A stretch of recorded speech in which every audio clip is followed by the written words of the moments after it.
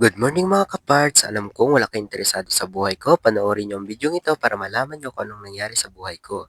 Ayun mga kaparts, alas 6 na nga mga kaparts. Ako ay gigising na dahil ako ay maglalaba pa mga kaparts. Ayun mga kaparts, pagkagising natin, huwag natin kalimutan na magdasal. Panginoon, please bless and protect my family. Panginoon, maraming salamat sa mga bagong blessings na hatid ng araw na ito. Alam Ayan mga kaparts, pagkatapos ko kumain dito ng agahan mga kaparts, ay kinuha ko na yung aking labahan at aking winashwashan.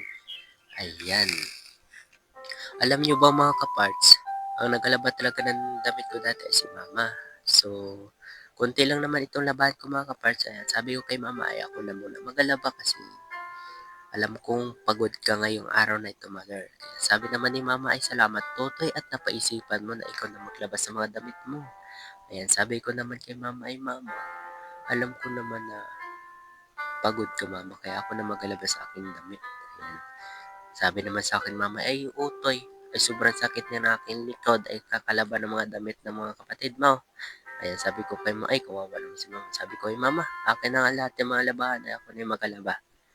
Ayan, sabi ko kay mama, ay ganun. Alam niyo ba mga kapars, ang mama natin ay ating alagaan at mahalin. Huwag natin sila saktan, huwag natin sila papaguran. So, malaki naman ako mga kapars, kaya ko naman maglaba. Ako na maglaba naman sarili kong damit.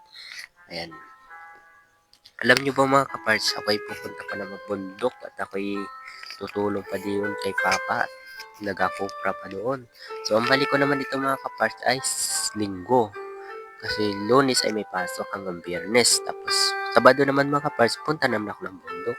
Ayan, ganyan lang naman ang trabaho ko dito. Ganyan lang naman ang buhay ko dito mga kaparts pag buhay estudyante. Ayan, sabado at linggo naman talaga ang tulong ko doon kina Papa. Hanggang dito na lang ang aking pagbibideo guys. Maraming salamat.